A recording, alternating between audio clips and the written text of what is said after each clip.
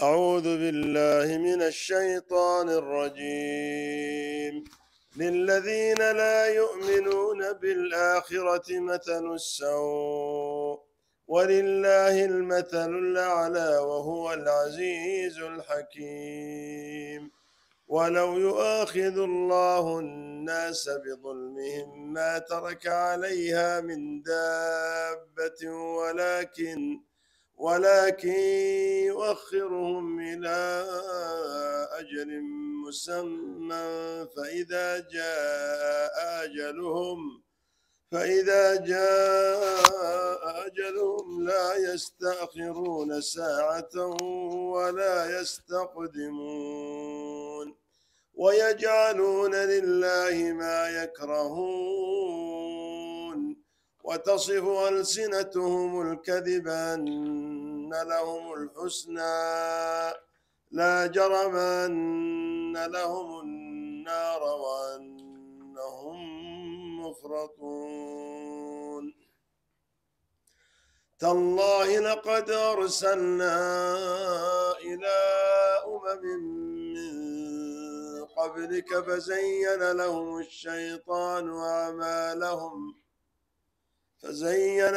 الشيطان أعمالهم فهو وليهم اليوم ولهم عذاب أليم. وما أنزلنا عليك الكتاب إلا لتبين لهم الذي اختلفوا فيه وهدى ورحمة لقوم يؤمنون. والله أنزل من السماء ماء فأحيا به الأرض بعد موتها إن في ذلك لآية لقوم يسمعون. نعم. بسم الله الرحمن الرحيم. الحمد لله والصلاة والسلام على رسول الله وعلى آله وصحبه ومن والاه. قال الإمام البغوي رحمه الله تعالى: قوله تعالى: للذين لا يؤمنون بالآخرة، يعني لهؤلاء الذين يصفون لله البنات ولأنفسهم البنين مثل السوء، صفة السوء من الاحتياج إلى الولد وكراهية الإناث وقتلهن خوف الفقر. ولله المثل الأعلى، الصفة العليا، وهي التوحيد وأنه لا إله إلا هو. وقيل جميع صفات الجلال والكمال من العلم والقدرة والبقاء وغيرها من الصفات. قال ابن عباس: مثل السوء النار، والمثل الأعلى شهادة أن لا إله إلا الله وهو العزيز الحكيم. ولو يؤاخذ الله الناس بظلمهم فيعاجلهم بالعقوبة على كفرهم وعصيانهم ما ترك عليها، أي على الأرض، كناية عن غير مذكور من دابة. قال قتادة في الآية: قد فعل الله ذلك في زمن نوح فأهلك من على الأرض إلا من كان في سفينة نوح عليه السلام. روي أن أبا هريرة سمع رجلا يقول: إن الظالم لا يضر إلا نفسه، فقال: بئس ما قلت، إن الحبارى تموت في وكرها بظلم الظالم. وقال ابن مسعود: إن الجعل لتعذب في جحرها بذنب ابن آدم.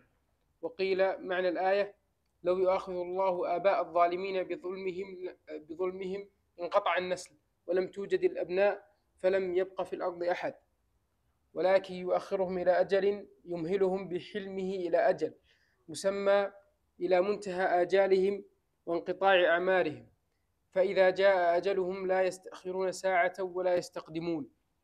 قوله عز وجل: ويجعلون لله ما يكرهون لأنفسهم يعني البنات. وتصف أي تقول ألسنتهم الكذب أن لهم الحسنى يعني البنين.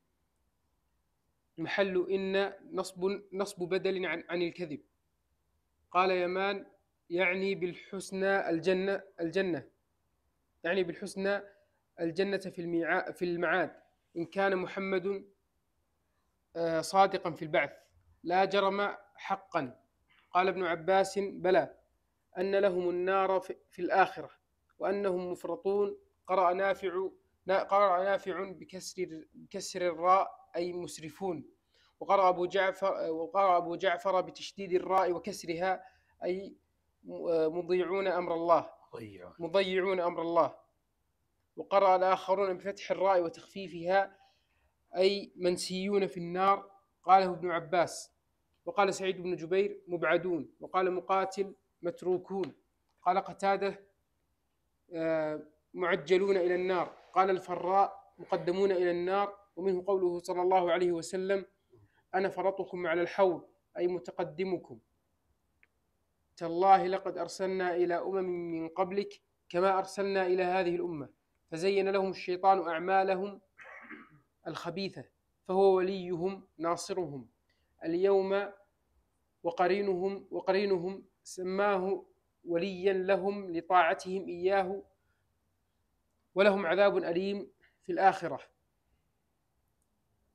وما أنزلنا عليك الكتاب إلا لتبين لهم الذي اختلفوا فيه من الدين والأحكام وهدى ورحمة لقوم يؤمنون، أي ما أنزلنا عليك الكتاب إلا بيانا وهدى ورحمة، فالهدى والرحمة عطف على قوله لتبين.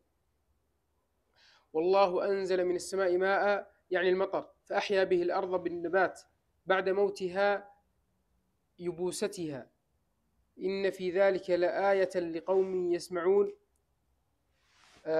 إن في ذلك لآية لقوم يسمعون سمع القلوب لا سمع الآذان.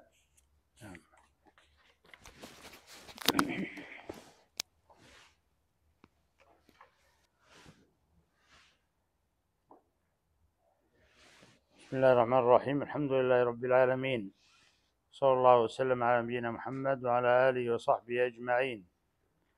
اللهم علمنا ما ينفعنا وانفعنا بما علمتنا وزدنا علما يا رب العالمين.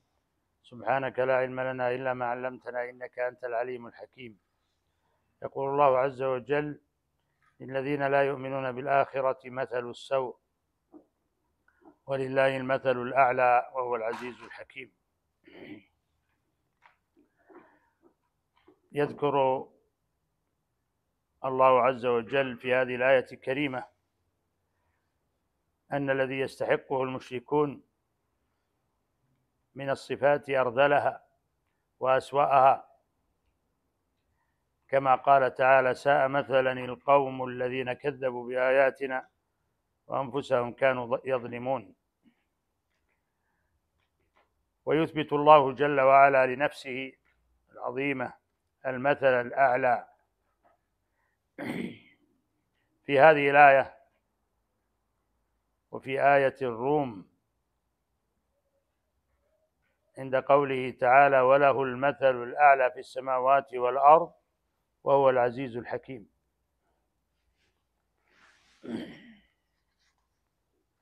والمثل الأعلى هو معرفة حقائق أسماء الله وصفاته سبحانه، وأنها لا تشبه صفات المخلوقين.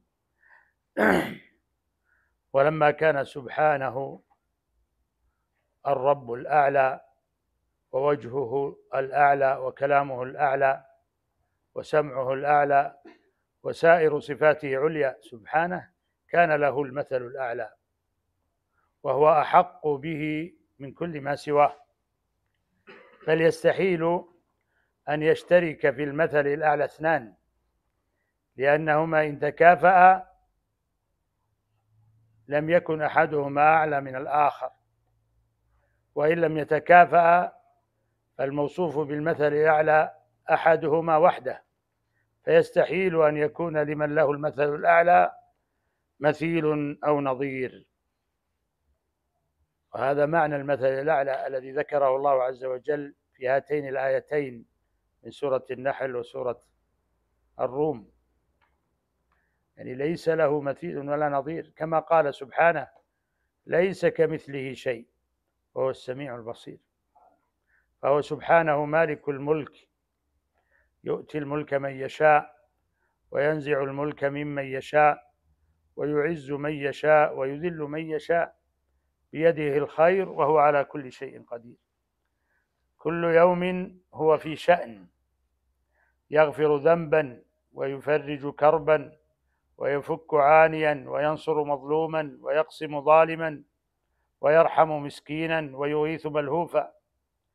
أكف جميع الخلائق ممتدة إليه، أكف جميع الخلائق ممتدة إليه بالطلب والسؤال، ويده مبسوطة لهم بالعطاء والنوال، يمينه ملأى لا تغيضها النفقة آناء الليل وآناء النهار، وعطاؤه وخيره مبذول للأبرار والفجار، ليس عنده ليل ولا نهار، نور السماوات والأرض من نور وجهه، لا ينام ولا ينبغي له أن ينام، وسع كرسيه السماوات والأرض، والسماوات السبع في الكرسي كحلقة ملقاة في فلاة، والعرش لا يقدر قدره إلا الله سبحانه، وهو جل في علاه مستو على عرشه، كما أخبر عن نفسه سبحانه في كتابه: هو الأول فليس قبله شيء، والآخر فليس بعده شيء، والظاهر فليس قبله شيء وفوقه شيء، والباطن فليس دونه شيء، وهو على كل شيء قدير، له الكمال كله، وله الحمد كله، وله الثناء كله، وبيده الخير كله، وإليه يرجع الأمر كله، فتبارك اسمه، وتباركت أوصافه، وتباركت أفعاله، كما قال تعالى: الله الذي جعل لكم الأرض قرارا والسماء بناء وصوركم فأحسن صوركم ورزقكم من الطيبات ذلكم الله ربكم فتبارك الله رب العالمين.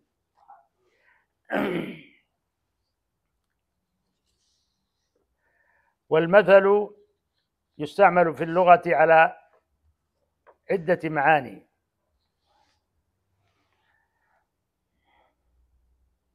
أو على 3 معاني. الأول الشبيه والنظير، تقول هذا مثل هذا أي نظيره. قال تعالى: وقال الذين لا يعلمون لولا يكلمنا الله أو تأتينا آية كذلك قال الذين من قبلهم مثل قولهم، أي أن قول المشرك العرب نظير وشبيه لقول من قبلهم من اليهود والنصارى في العتو والمكابرة. الثاني من معاني المثل في اللغة المثل المضروب، وهو القول السائر الذي يضرب على ما يماثله في الحال، وهذا معروف عند العرب المثل، وبالمثال يتضح المقال. والثالث الصفة، كقوله تعالى: مثل الجنة التي وعد المتقون، أي صفة الجنة التي وعد المتقون. وقوله: ذلك مثلهم في التوراة ومثلهم في الإنجيل، أي صفتهم في التوراة وصفتهم في الإنجيل. واختلف المفسرون في المراد بالمثل الأعلى في قوله تعالى: ولله المثل الأعلى وهو العزيز الحكيم في سورة النحل، وفي الروم في قوله تعالى: وله المثل الأعلى في السماوات والأرض وهو العزيز الحكيم، على أقوال 3.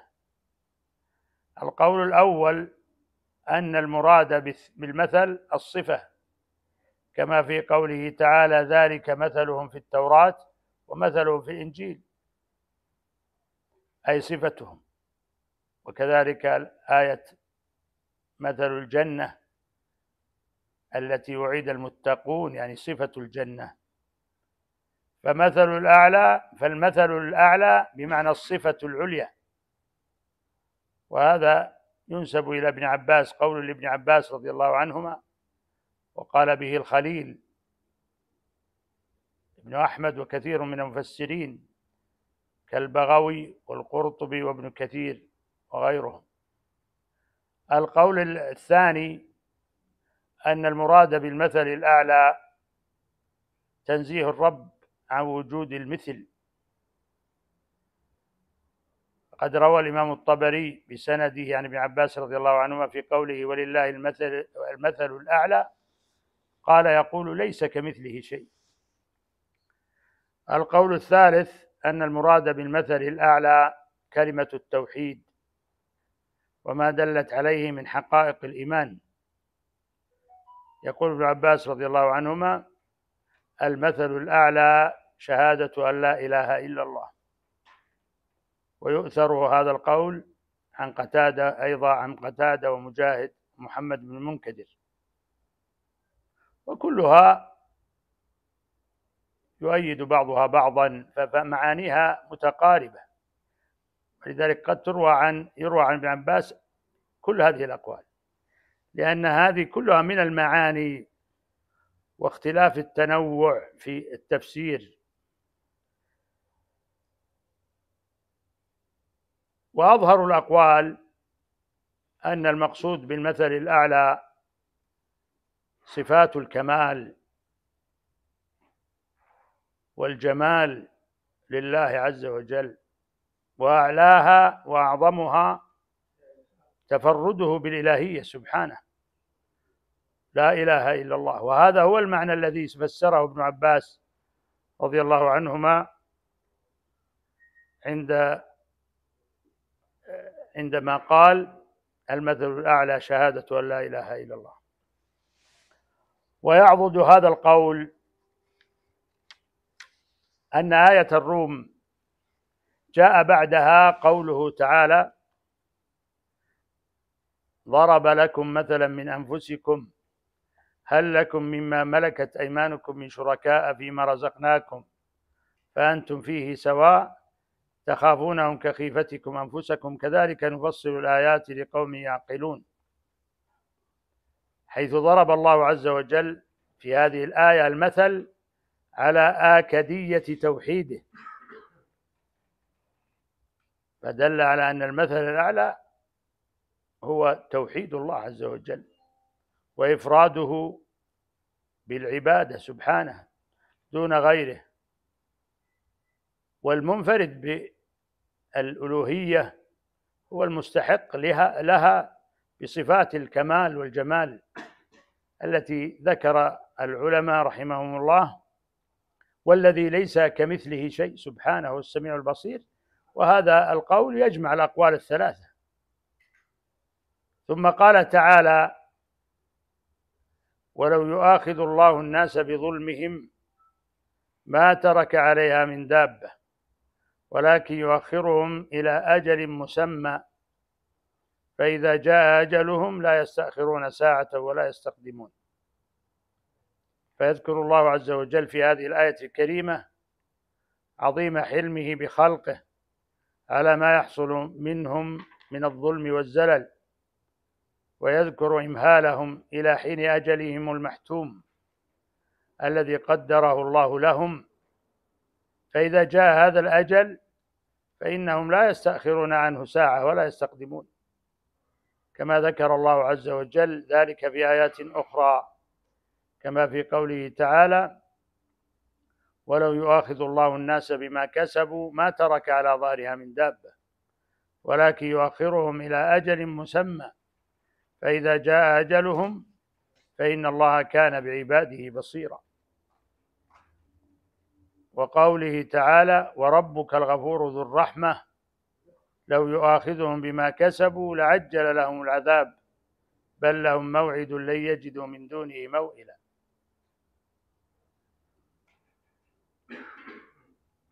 ثم قال تعالى ويجعلون لله ما يكرهون وتصف ألسنتهم الكذب أن لهم الحسنى لا جرم أن لهم النار وأنهم مفرطون. أي يجعلون لله ما يكرهون من البنات ومن الشركاء، وهم يأنفون أن يكون عند أحدهم شريك له في ماله أو عبيده، كما قال تعالى في الآية السابقة من سورة الروم ضرب لكم مثلا من أنفسكم هل لكم مما ملكت أيمانكم من شركاء فيما رزقناكم فأنتم فيه سواء تخافونهم كخيفتكم أنفسكم كذلك نفصل الآيات لقوم يعقلون. ثم يعيب الله عز وجل عليهم ما يدعونه كذبا وافتراء أن لهم عند الله الحسنى، فيثبت الله عكس قولهم المفترى بأن لهم الحسنى، بل لهم النار وأنهم مفرطون في الضلالة والغواية والافتراء على الله تعالى. وقيل مفرطون بمعنى مقدمون إلى النار متروكون منسيون فيها، نسأل الله العافية. والفارط الذي يتقدم إلى الماء أو يتقدم، ولذلك قال النبي صلى الله عليه وسلم أنا فرطكم على الحوض، يعني أتقدمكم. وقال الشاعر فاستعجلونا وكانوا من صحابتنا كما تعجل فراط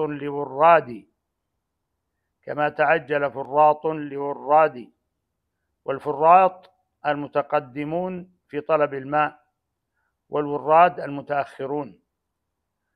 وقرئ كما ذكر الإمام البغوي رحمه الله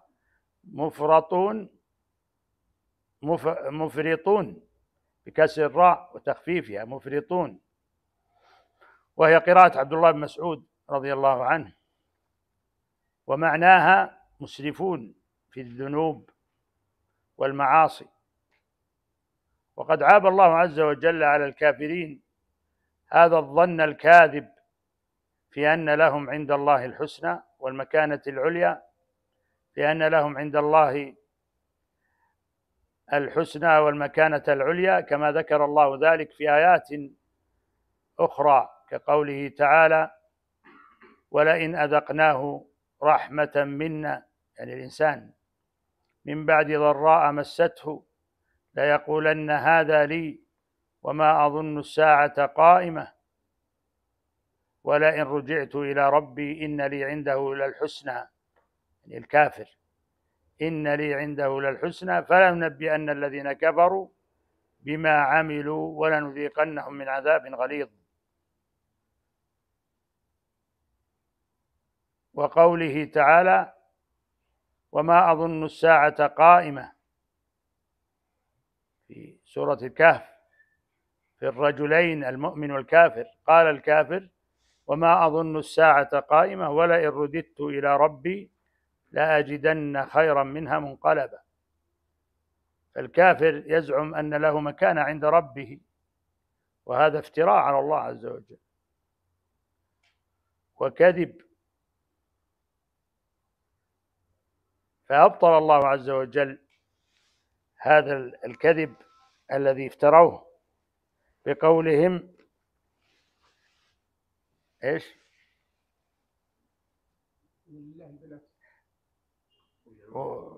ويتصف ألسنتهم الكذب أن لهم الحسنى ويجعلون لله ما يكرهون، وتصف ألسنتهم الكذب أن لهم الحسنى لا جرم أن لهم النار وأنهم مفرطون. ثم قال جل وعلا تالله لقد أرسلنا إلى أمم من قبلك فزين لهم الشيطان أعمالهم فهو وليهم اليوم ولهم عذاب أليم. يؤكد الله سبحانه وتعالى في هذه الآية أن إرسال الرسل إلى الأمم سنته، أن إرسال الرسل إلى الأمم سنته الماضية لإقامة الحجة على الكافرين وللإعذار من الناس أجمعين. ويؤكد ذلك بالقسم بنفسه العظيمة سبحانه تالله، وباللام الواقعة في جواب القسم، وبقد المحققة، فاجتمعت مؤكدات عظيمة وتأكيدات كثيرة على هذه الحقيقة الكبيرة فما كان رسول الله صلى الله عليه وسلم ببدع من الرسل، كما قال تعالى: قل ما كنت بدعا من الرسل وما أدري ما يفعل بي ولا بكم إن أتبع إلا ما يوحى إلي وما أنا إلا نذير مبين. وقوله جل وعلا: فزين لهم الشيطان أعمالهم، يبين الله عز وجل فيها أن الشيطان يوسوس لأوليائه الكافرين فيؤزهم على الكفر والطغيان، ويزين لهم ما عملوه من الشرك والضلال.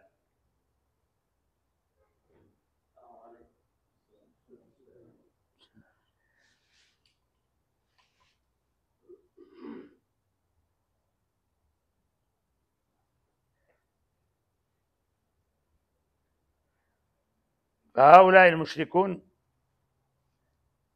اتخذوا هذا الشيطان الرجيم وليا من دون الله عز وجل، فزين لهم طريق الغواية والضلالة وأطاعوه في ذلك، كما أخبر الله عز وجل عن الكافرين في مثل هذا المعنى بقوله: وعادا وثمودا وقد تبين لكم من مساكنهم وزين لهم الشيطان أعمالهم فصدهم عن السبيل وكانوا مستبصرين.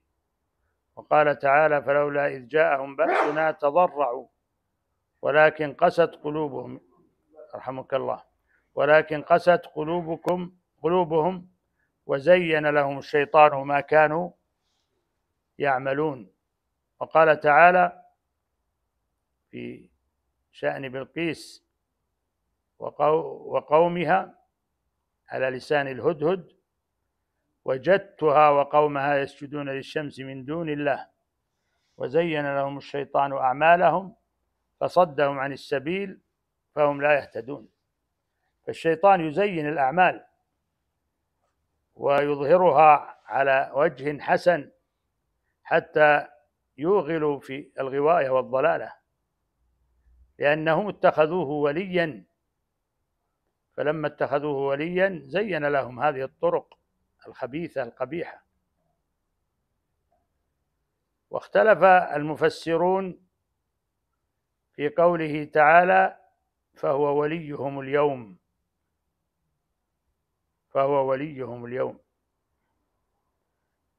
فقيل المقصود اليوم يوم القيامة، قاله مقاتل وابن السائب.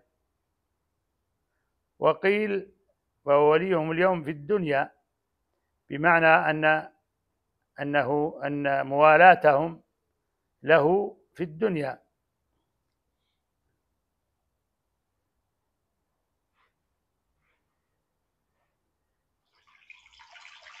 وقوله فهو وليهم، الله عز وجل يحكي في هذه الآية حال الكافرين البئيسة التعيسة لما اتخذوا الشياطين أولياء من دون الله، والله قد حذرهم ذلك، كما قال تعالى: وإذ قلنا للملائكة اسجدوا لآدم فسجدوا إلا إبليس كان من الجن ففسق عن أمر ربه أفتتخذونه وذريته أولياء من دوني وهم لكم عدو بئس للظالمين بدلا.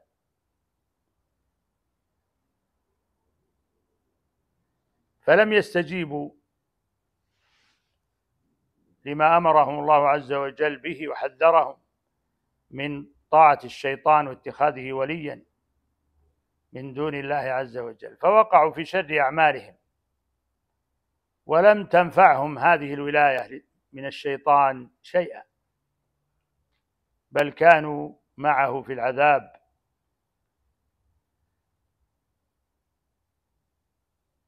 فذكر الله عز وجل حالهم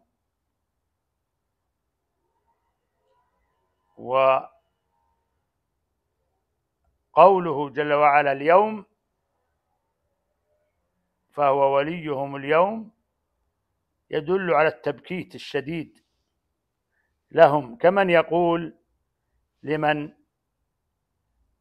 حذره مغبة عمل وقع فيه: ماذا ينفعك اليوم؟ فاليوم هنا تذكر على سبيل التبكيت، وليس المقصود بها الوقت. فالله عز وجل بين في هذه الآية أن هذا الشيطان الرجيم الذي اتخذوه وليا لم ينفعهم، وقد حسبوا أنه سينفعهم، وصارت حالهم حالة بئيسة. فقال جل وعلا: فهو وليهم اليوم ولهم عذاب أليم. تبكيت يعني التأنيب الشديد. وقوله جل وعلا ولهم عذاب أليم يعني أنهم متوعدون، هؤلاء الكفرة المشركون الذين اتخذوا الشيطان وليا متوعدون مع وليهم الشيطان بالعذاب الشديد الموجع الأليم الذي سيكون في الآخرة. فمن اتخذ الشيطان وليا فإنه فستكون هذه حاله. فليحذر المؤمن من الشيطان ومن حزب الشيطان، وليتخذ ربه وليا فهو وليه وناصره سبحانه وبحمده. ثم قال جل وعلا: وما أنزلنا عليك الكتاب إلا لتبين لهم الذي اختلفوا فيه وهدى ورحمة لقوم يوقنون. فيذكر الله عز وجل في هذه الآية لقوم يؤمنون، فيذكر الله عز وجل في هذه الآية عظيم منته سبحانه على الخلق أجمعين بإنزال هذا الكتاب الذي يقطع النزاع ويبين الطريق الحق الموصل لرضوان الله عز وجل، كما قال تعالى: ونزلنا عليك الكتاب تبيانا لكل شيء وهدى ورحمة وبشرى للمسلمين. وقال تعالى: يا أيها الناس قد جاءتكم موعظة من ربكم وشفاء لما في الصدور وهدى ورحمة للمؤمنين.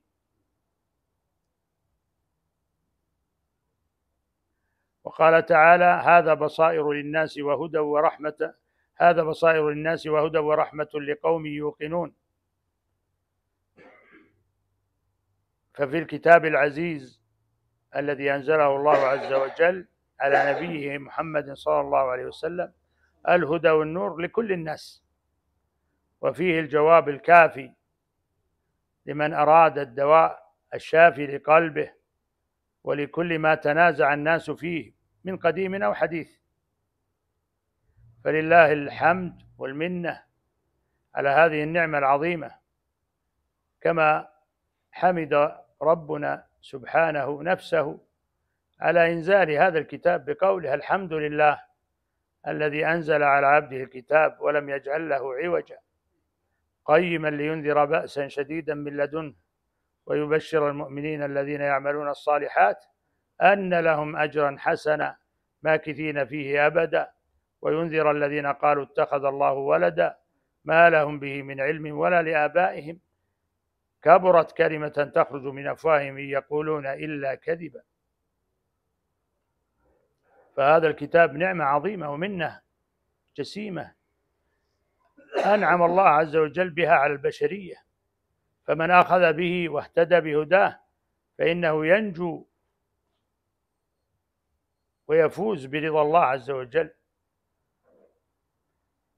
ففيه رحمة وهدى وبشارة لمن آمن به واهتدى بهداه، جعلنا الله منهم.